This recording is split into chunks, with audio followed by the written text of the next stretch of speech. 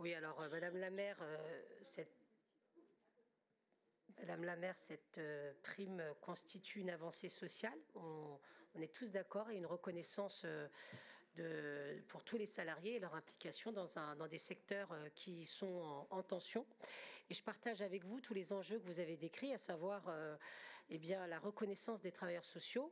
Et vous le savez, dans la compétence de la région, il y a les formations sanitaires et sociales et on a fait énormément, notamment sur les bourses, l'alignement, sur le travail social, alors que l'État ne le prévoyait qu'une augmentation sur le supérieur.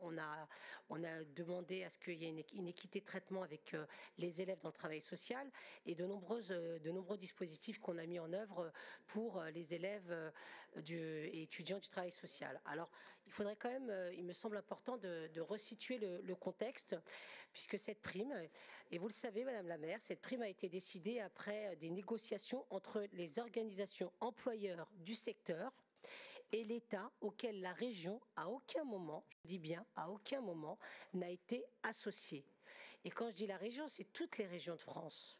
Et d'ailleurs, aujourd'hui, l'État estime ne pas être tenu de participer au financement des mesures de revalorisation salariale qu'il a unilatéralement décidé. Alors vous voyez un petit peu comment on se retrouve dans une situation ubuesque où la région, on demanderait à la région de suppléer l'État qui a pris des décisions sans concerter la région. Ça nous coûterait 2,2 millions d'euros par an. Autant vous dire que ce n'est pas entendable que la région le porte, que nous avons fait un courrier conjoint par région de France à l'État pour qu'il y ait cette compensation. J'ai déjà été sollicitée par de nombreux courriers et j'ai eu l'occasion de répondre à des sollicitations similaires en juillet dernier et en décembre dernier. J'ai les courriers devant moi et je le redis devant vous, la mobilisation de la région pour poursuivre l'accompagnement des organismes en travail social est intacte, et par exemple, en 2024, afin d'améliorer l'attractivité des formations du travail social, la région a accompagné les organismes afin que les candidats, et ça je le dis puisque ça n'est pas assez su, la région a décidé d'accompagner les candidats pour qu'ils ne paient pas de frais de sélection d'un Parcoursup, et ça a été pris à notre charge.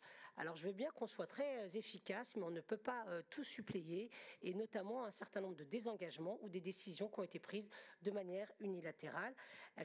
Aujourd'hui, la région se retrouve au pied du mur face à des nouvelles dépenses, mais c'est à l'État de prendre en charge les décisions qu'elle a prises. Je demande donc le retrait, le rejet de cet amendement.